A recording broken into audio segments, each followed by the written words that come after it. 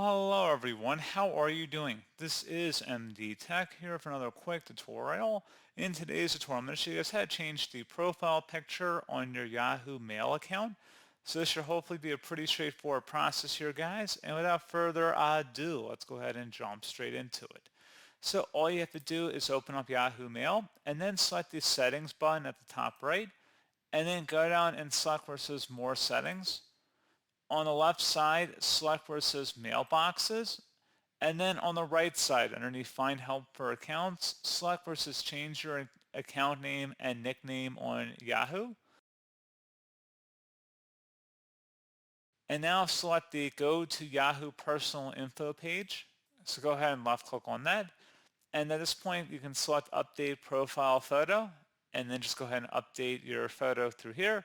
It has to be less than 15 megabytes in size and supports most common image file format types.